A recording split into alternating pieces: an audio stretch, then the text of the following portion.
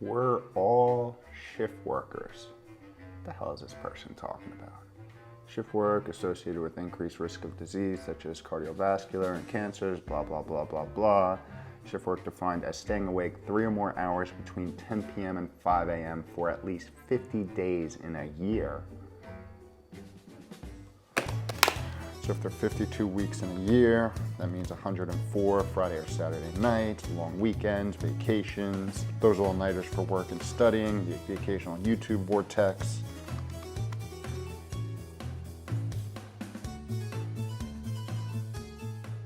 Yo, what is up? Welcome back to another week of How to Health. My name is Kevin. I run liftandbalance.com, where we take aim at all things health and do it in an odd, weird, interesting, and highly sarcastic manner.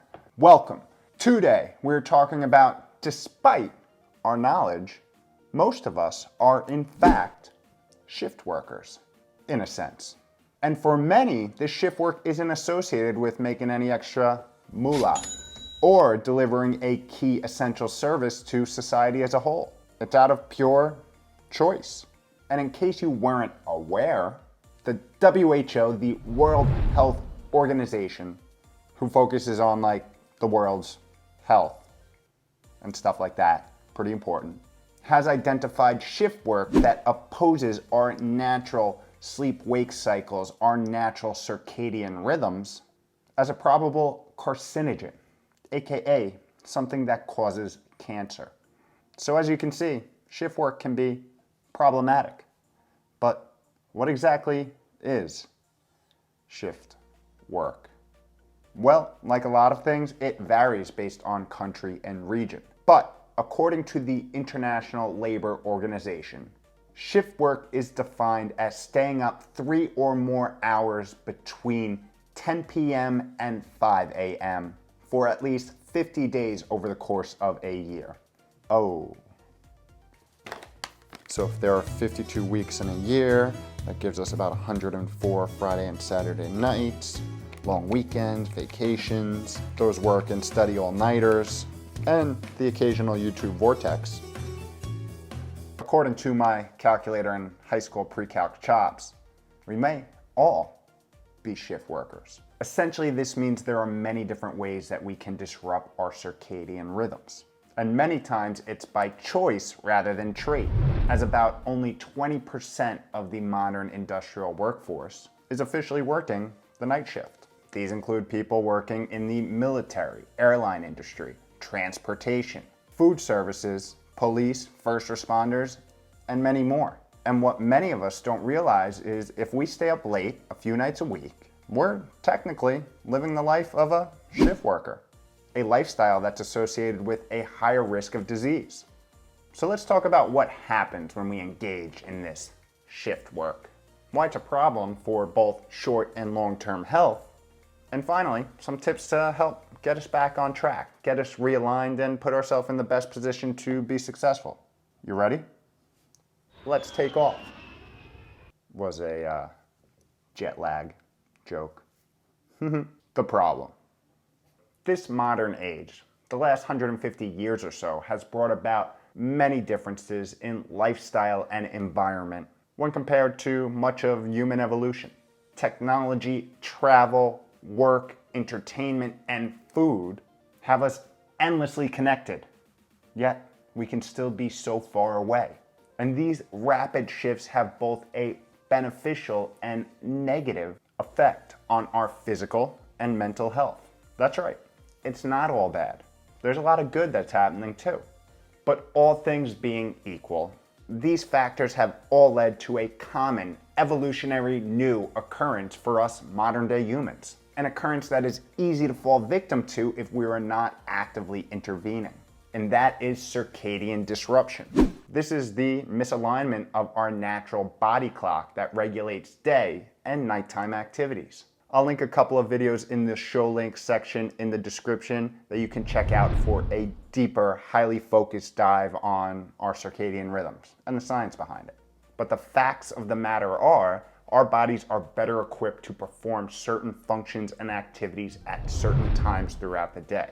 For example, research is showing that we are better equipped to metabolize food and energy from late morning to early evening.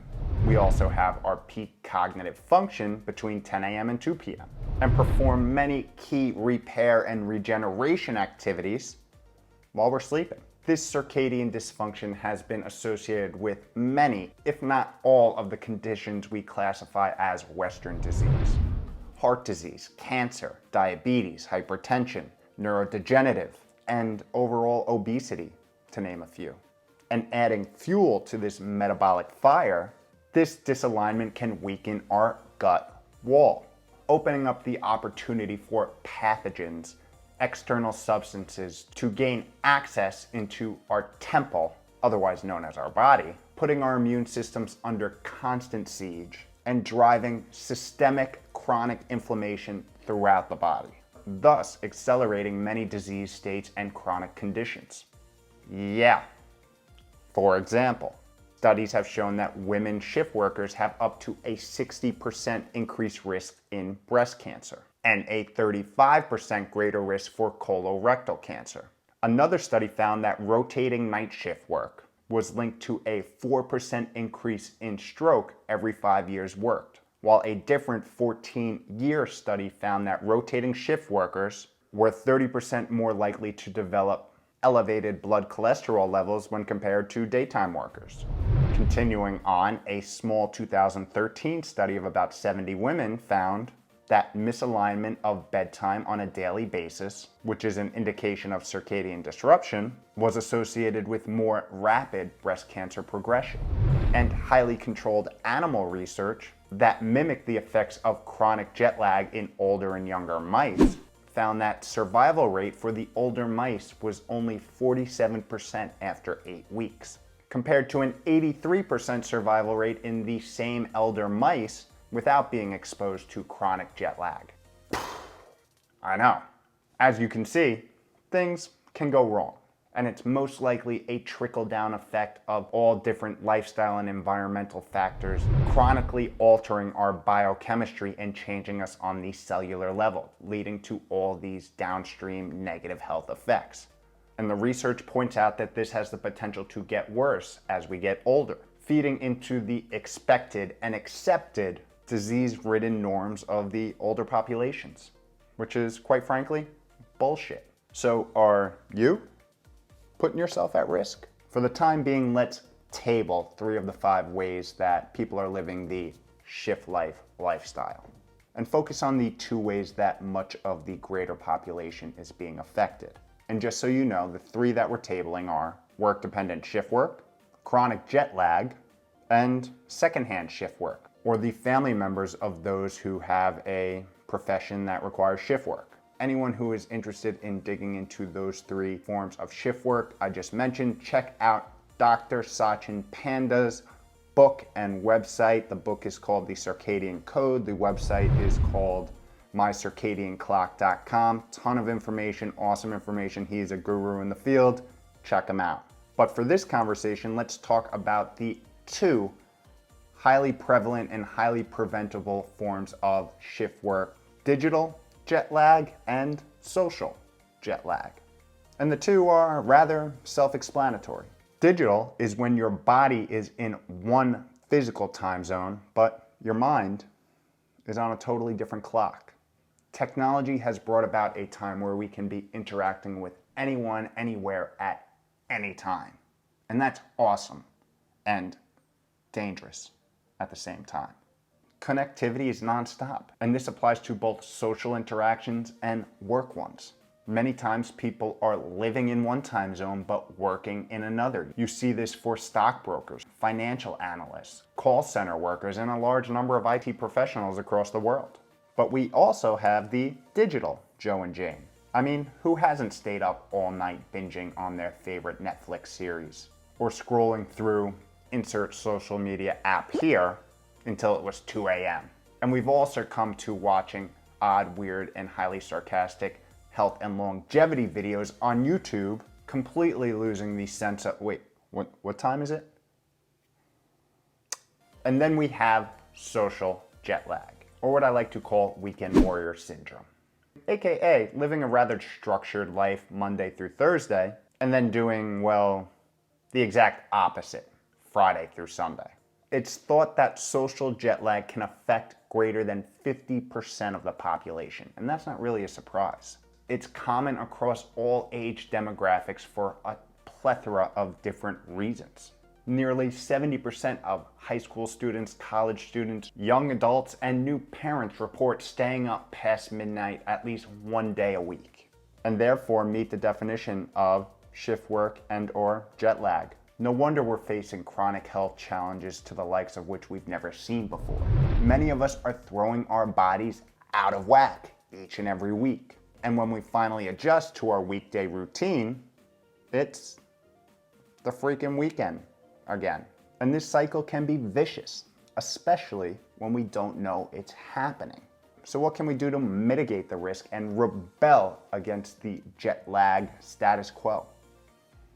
Realignment. And disclaimer, you may not like these guidelines due to the cramping of your weekend warrior style, but I could say confidently, you'll enjoy the new health that you've discovered. First, be consistent. Consistent sleep and wake times are one of the most powerful things we can do to make sure we have a strong circadian alignment. They are your best friends here, especially on the weekends. If you're gonna go out and enjoy yourself on a Friday and Saturday and stay up a little later than normal, try to keep your wake time consistent the next day so you don't throw off your established bedtime and start slipping down that slippery slope. And if needed, supplement with a mid-afternoon nap. That's perfectly okay. You're allowed to nap. Next, get yourself some light during the right times of the day. Sunlight triggers our body for daytime activities. Darkness does the opposite. So aim for sun in the morning and throughout the day. This will set good precedent and align your circadian code for that day, that week, that month, that year. And in doing this, you want to avoid the artificial light at night. Use your automatic blue light filters on your TVs, laptops, and smartphones. Use blue light blocking glasses and dimmer switches and warmer red light in the home where you can. Then we have food, everyone's favorite. Another way to mitigate the side effects of jet lag / shift work is by sticking to a structured feeding window each and every day. And if you watch this channel, this shouldn't be news to you. Aim for a 12-hour window or less. And check out this video on why this type of eating can drastically improve your health. But just like the previous tip, if you fall off the wagon, which will happen, not a big deal, just make sure to get back on track the next day. You can't change the past, you can only influence the future. So let it go and move on. Be forward-looking and be consistent. Last tip, move. A little movement goes a long way, and along with all of its other benefits, getting some movement in the morning and early evening strongly aligns our natural circadian rhythms and reinforces our internal sleep-wake drives. For bonus points, do this outside in some natural light. So if I can relay anything from the last 12 and a half minutes, did we have a time check on this? It's the consistent fact that you are in a lot more control than you may believe. Many of our health woes come from less than optimal lifestyle habits and environmental conditions, all of which can be adjusted. Continue to educate yourself and take back ownership of your most prized possession, your health. Remember, you got this. It's the micro daily habits that dictate macro success. I just wish I knew that during my pre-calc days.